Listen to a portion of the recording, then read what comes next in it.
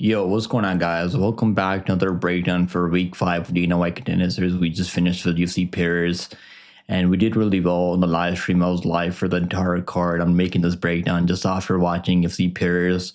So we're getting back on the grind right away, no breaks at all. And I'm happy about the UFC pairs card because we could have hit a crazy parlay with Rufi, but Rufi destroyed that parlay as the last leg on 23-1 parlay. But we cashed on an Amaba. We cashed on a bunch of other plays on the live stream, which went really well for us. So I'm happy about that. Hopefully, some of you guys were in the live stream earlier, and you guys tailed the plays in the live stream. Made over 10 units in the live stream, which is really good. And now we're gonna do a breakdown for this card. I knew they're gonna drop the lines, and they dropped the lines like literally like half an hour ago, or like maybe an hour ago. Just recently, they dropped lines on BetOnline. For the second week of Contender Series. I mean, fifth week of White Contender Series, not the second week, but fifth week of the Contender Series. And this card is going to be pretty solid. I do like some good spots on this card. We got LFA fighter Steven Asplund taking on Anthony Garasio. Should be a good heavyweight fight. It's probably going to end in the first round. We got Shanelle Dyer coming over from PFL. So he's definitely one of the better fighters who's been signed recently, coming over from PFL. I know a lot of people haven't really done well. People that have been signed by the UFC that are ex-PFL fighters, but I think this is a good signing. I mean, he hasn't been signed yet, but we're gonna see if he can go out there, get an impressive win over Foro, and he's probably gonna be right there. Maybe to get the contract in the UFC. So we also got Teague taking on Lerryan Douglas. Lerryan Douglas is our boy, man. He's cast for us as a plus 150 underdog. Just in his last fight over that dude, his brother, over Miles Johns' brother, Elijah Jones. He was a massive underdog there. We cashed on him as plus 150, and I also bet him at plus 124. I told everyone to go bet him at plus money as underdog. I know obviously he doesn't have a good looking record. I mean, he was 11-5 before he went out there, handled business over Elijah Johns, who's Miles Johns' I think his younger brother or maybe older brother. I don't really know the age difference, but he's definitely Miles Johns' brother, and he just looked good out there. He was defending all the wrestling from Elijah Johns. Elijah Johns is a one-trick pony. He's only got the wrestling. That's all he has, and he's pretty good at that. And he's been cashing as underdog. He's not an underdog anymore. For this Contender Series fight, and as he shouldn't be, right? He shouldn't be underdog in this fight at all. Cam Teague's gonna be a striker. I don't think you can wrestle him.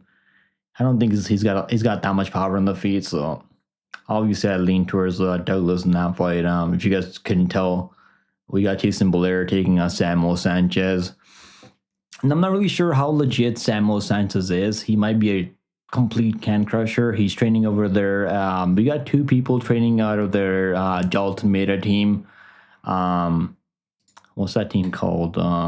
Gopal Deluta.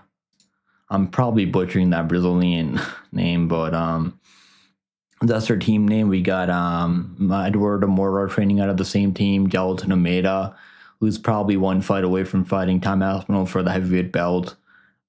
He's right there in the mix for the title shot at heavyweight. So he's training out of that team with Ultimata. We also got Franco training at the same team as Deluta. So we got two guys on this card. I'm sure Ultimata is going to be there, maybe watching them fight. Maybe he's going to corner them. I don't really know. But yeah, this should be a good fight. I am gonna for this first fight. Let's get into the breakdown. Make sure you guys like and subscribe. If you guys do enjoy these breakdowns, and I got in early, they just dropped the lines, so I wanted to do the breakdown right away. And I told people in Discord to go hammer the money lines live and the unders, because I knew the lines were gonna get smashed right away, which happens a lot more often for Contender Series than UFC cards, because money comes in slowly for UFC fights as the week progresses. But for Contender Series fights, I mean, these lines get smashed right away in like a matter of minutes. So I told people in Discord, make sure you guys join Discord if you guys are not in Discord, because we got a couple of good lines on this card as soon as it dropped. So I'm happy about that. And I told people in Discord, we got over 500 people in Discord. So I told our Discord community these are the plays that I like. The lines are dropping right now, so you probably want to get there before they get smashed. And what do you know? The lines get absolutely smashed in a matter of minutes. Let's do the breakdown. Make sure you guys like, subscribe. We're really close to hitting 3,500 subscribers. I believe we're only like 30 subs away from hitting 3,500. So that's my goal. I really want to hit 3,500. I appreciate if you guys smash the like, subscribe button if you're new on my channel, watching this for the first time. Let's do a breakdown for this fight. I am picking Felipe Franco. I think he's gonna look good out there. Freddy's training over Red Longo gym, and he's not really he's kind of slow. He's not really a good striker. He's a grappler. I just think Felipe is gonna be the better, more dangerous grappler if he can get takedowns. They both have like decent jiu-jitsu. Like Vidal's got some slick arm bars, and like he'll play jiu-jitsu on his back, and he's pretty sneaky with the submission game. And I do see this fight ending under 1.5 rounds either way. So that's the play that I like for this fight. Under 1.5 rounds, I think it's a good parlay piece, even now. And the under 1.5 rounds is only, I think it's only, what's under 1.5 rounds? Under 1.5 rounds is only minus 220. I mean, I think it's going to cash, honestly. Like, I think this is a solid parlay piece, under 1.5 rounds. And we got Vidal coming in at plus 180, Franco minus 225. I do like Franco here, but I like the under. I think Franco round 1 submission, round 2 submission. Fight ends by submission is honestly like a good look here, because they both have solid grappling. Franco is going to wrestle. He wrestles a lot in his fights. I mean, he's got 8 fights, more experience than Vidal. Hasn't fought anyone with any, like, who's any good. I can say the same thing about Freddy, Vidal. But I've liked what I've seen on tape from Franco. So I'm going to go Franco round 1 submission or ground and pound. I'll go submission. I think you can find that rear naked choke on Freddy. Next fight on the card, we got Blair taking on Sanchez. And this is going to be Blair's second time on Contender Series. He ended up competing against Cody Steele last year in 2024. And he didn't really look good in that fight. I mean, it was definitely a tough stylistic matchup for him, because the difference in that fight and this fight is that I'm not really sure how good Sanchez's grappling is, because we haven't seen him go up against anyone that can grapple or like has decent wrestling. And Blair in that fight against Cody Steele is a like good jiu-jitsu guy. He can wrestle, he grapples a lot, competes a lot in BJJ tournaments. And even like Cody Steele competed against RoboCop, who fights at 185. So Steele was a tough matchup for him. I bet 5 units on Steele, and I felt good about that. And I told people here in my breakdowns last year that Cody Steele was gonna go out there, finish him. ITD, we cast ITD plus 132, and the money line was only like minus 200. So I felt good about Cody Steele there. I think it was minus 180 or minus 200. Can't really remember, but that was an easy one for Cody Steele. Now, Sanchez is only 22 years old, right? He's super young in this game. In this game, I mean, he hasn't fought anyone with any, like, the last guy that he fought was 17-5, but I'm not really sure how legit he is with a 17-5 record. I am picking Blair. I called him as underdog at plus 210 in Discord, but I like the under 2.5 rounds. We got the under 2.5 rounds. The line's under 1.5 rounds now, because the under 2.5 rounds got absolutely smashed at minus 150. And I told people in Discord to go that I really like the under 2.5 rounds. I think now the line's like under 1.5 rounds. So if you guys are in Discord, hopefully you guys saw me post that in Discord earlier. Minus 150, I think still under 2.5 rounds is still pretty good if you can get when they drop all the props and everything later. Maybe tomorrow or Monday. I'm gonna go with Blair money line. I think it's a good underdog here. He's got the better jiu-jitsu, and he's got more experienced fought guys that we know who they're honestly like kind of solid. Cody Steele is pretty solid. I know he lost the UFC debut, but he's a solid fighter. We know he's a good grappler, so it wasn't going to be easy submitting Cody Steele. I do think he can submit Sanchez, so I'm going to go Blair submission. He has been finished before by KO, obviously by Steele, and he got subbed by Hassan Jara, who got a UFC contract last year. So his only loss in Contender Series in the last couple fights. Either way, I think this fight's going to end early, probably first, second round. Under 1.5 rounds, honestly, not that bad either, but I like the under 2.5 rounds a lot more. Next fight on the card, we got Teague taking on Lerryan Douglas. Now, I told people in Discord, Lerryan Douglas at minus 260 That's what the line opened up at in this fight. And it was a really good spot. Obviously, like I was maybe expecting the line to open up like close because he's got a set 12-5 record, and he's been underdog almost every single fight in LFA. And we cashed big time on him over Elijah Jones. Like I said earlier, we got him at like plus 124. Then the line got even wider because money kept coming in Elijah Jones. Because people, I guess, weren't sold on Douglas because he's been finished before, he's been knocked out, he's been subbed before. So I guess people were still like kind of like not sure what kind of durability he's gonna have in this matchup, right? So I think that's why like he hasn't really been getting respect from the books until now. Now like people are like, okay, this guy is definitely getting better. He's improving. He's training with the Cub Swanson's team, and Danny Silva, all those guys trained together. And I think he's gonna go out there, find another KO. Cam Teague coming back for a second time on the Contender Series. He lost to Kevin Vallejo, which is aging pretty well. And he knocked out a former UFC fighter, also Lingo, who hadn't been knocked out at that point. And then obviously knocked him out with a knee up the middle, which was pretty nice. Because Lingo had shown pretty good like durability, pretty good chin up until then. But obviously he was the first one to find that chin of Lingo. But Lingo was kind of like washed at that point. I mean, I don't think he was that good anyways, even in his prime.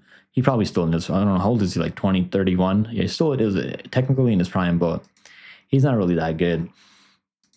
I'm going to go Douglas. I think it's a confident pick for me. Douglas KO round 1, round 2. I like the round 2 KO. I'm going to bet the round 2 KO. I like the under 1.5 rounds a lot. I think Douglas is going to go out there. I don't think Teague's the type of guy to shoot takedowns on Douglas, so he's not really going to have any wrestling to worry about.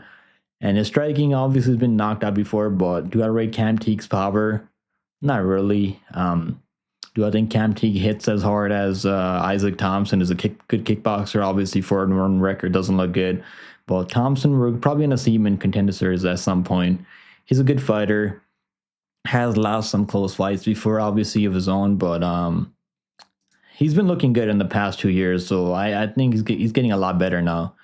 And those Cub Swanson and that team's definitely like helping him get better and giving him good corner advice also during fights. So I think Douglas knocks him out in the second round, and that's the pick. Under 1.5 rounds was, you know what, the under 1.5 rounds was plus 161, and I called that in Discord earlier. So now it's plus 110 for the under 1.5 rounds. I mean, you might as well bet the under 2.5 rounds in a parlay because this fight's not going to go the distance. I can tell you guys that right now. This fight, there ain't no world where this fight goes a distance. Because I do think that Douglas is going to land big shots on him and he's going to put him away. Now, Cam Teague is tough. He's going to hang in there, but he is pretty hittable. And that's not going to help him in this matchup. Give me Lerryan Douglas by KO, TKO. Second on. Extremely confident Lerryan Douglas here. I wish we got underdog odds on him in this fight, but obviously that's not going to happen when you've been winning as an underdog in the last 4 fights, right? But cashing plus 150 on Lerryan Douglas in his last LFA fight was beautiful. That made me really happy, and I actually gave that out in Discord too. So if you guys are not in Discord, make sure you guys join Discord. It's a free Discord. If you guys don't like it, you guys can leave. Obviously, we're not going to force you to stay in Discord, but it's a really good community. We all help each other. With betting, obviously, and we got soccer, other stuff in there, not just MMA. Let's do the breakdown for the next fight. So this fight has no Dyers. Obviously, he's fought in Aries FC and PFL for the last couple fights. So he's a good kickboxer, right? He's going to be a lot lankier, a lot taller in this matchup than Carol Foro. Now, watch tape on Carol Foro. So he's really tiny, but he packs the punch. So he hits hard. So he's got good boxing. I do think Shanelle Dyers has better like kickboxing at range. This is going to be the taller, lankier fighter, so maybe he can fight behind her kicks, which are pretty fast. And he's 24 years old, right? So he's really young. So he's been finished before in the amateurs. So like, if you look at her record, well, she was very young back then. I mean, she's like, how old was he back then? So he got finished by Shauna Bannon, which has aged horribly. But he kept getting taken down in that fight, which I don't think is going to be the case here because Foro doesn't really wrestle that much. So he's going to strike it out. Foro, I mean, not Floro. Carol Foro. Obviously, Petrovic took her down, beat her up on the ground, but she was like 18 years old back then. 18 years old. In this fight, he was like 22, I think, or 20 years old. So yes, he's been learning on the job, and this fight does give me kind of like gives me a pause, but Scat Tizzy's like really fucking shit, and fighting that close with Scat Tizzy is not really the best look. And I did parlay like minus 500 here, and that's not really the best look, right? Because I was expecting Snow Dyers to go out there, put a striking clinic on Scat Tizzy, but Scat Tizzy was able to make it pretty close, and she kind of made it like dirty. He's got inside. But I am gonna pick Snow Dyers, but I'll warn you guys because Carol Foro, seeing no pushover, she's not gonna be as tall or lankier as Dyers. She doesn't have the same kicks.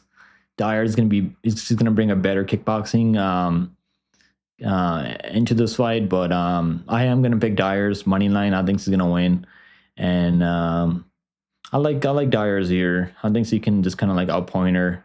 Maybe I don't know if she's gonna knock her out because Foro is really tough, and she's never been finished before. And she went to a close fight with the Consuli, who's actually pretty good outfit fighter.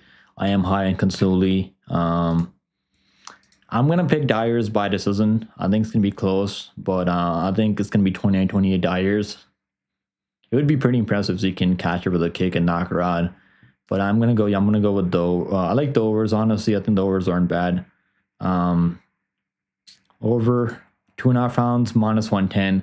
If it's plus money, I think it's a good bet if you can get that at plus money.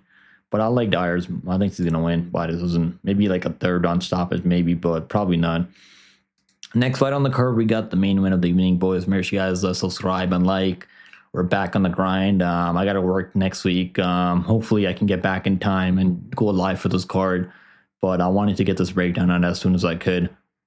Still start right here, doing the breakdown right now. And you guys are going to watch it soon. Let's go. We got Anthony Gracio. I'm probably butchering that name, but obviously, you guys aren't here for the name pronunciations. You guys are here for the breakdowns. And I've been watching Steven Asplund. Fucking his name sounds like ass. Concrete versus Daywalker. I mean, I don't even know what the hell was going on with these nicknames. I'll give you guys a good play on this one. Under 1.5 rounds, smash the under 1.5 rounds because they're both like sloppy strikers. I think Anthony has like better technique when he's striking on the feet. And Asplund, like, he's got some power. He's knocked out a few guys in LFA, but, like, all those guys are fucking bums, complete bums. His wrestling's not really that good either. He is pretty tough, though. Like, I don't think he's ever been knocked out. He's been subbed before. But he is extremely hittable, though. So, like, I'm going to say that. Either way, I think this goes under 1.5 rounds. Anthony's dangerous on the feet. He's got better combinations. I like that for Anthony. And you don't even have to watch a lot of tape on Anthony to know, like, he's definitely the more technical striker. But it might not matter, right, because they're heavyweights. So I don't know, like, what Anthony looks like if he has to eat a big shot. Obviously, like, obviously, what was I going to say? Yeah, obviously, like, Anthony, we haven't seen his chin tests, so I don't know. But I have seen Steven fight before in LFA, so I'm not really that high on him. I'm going to go with Anthony to win by KO early. That's my pick. Anthony KO. I'm gonna go with Anthony here. Let's see what the line is. Anthony minus 250. I think he's gonna win, honestly. I like the unders. Minus 190 for the under 1.5 rounds. I like KO. I think Anthony KO. I like Franco round 1, round 2 submission, or like under in that one. I think a lot of these fights are going under, maybe other than the Dyers fight. Snow Dyers, that fight probably goes over. Like, Carol Foro is tough, Dyers is tough. But I could see a world where Foro is able to, like, put a lot of pressure on her and keep her up against the fence and throw some hooks. Because Foro, she's got some power for, like, being only 5, being a flyweight, I mean, and 5'10", 5'1", I mean, she's still, like, tiny, but she hits fucking hard for a girl. I'm confident. I'll give you guys my confident picks because Lerryan Douglas KO. I love the under 2.5 rounds here, under 1.5 rounds also. I love the under 2.5 rounds in the Blair fight. Under 1.5 rounds is kind of sketchy, but I think it could go under 1.5 rounds also.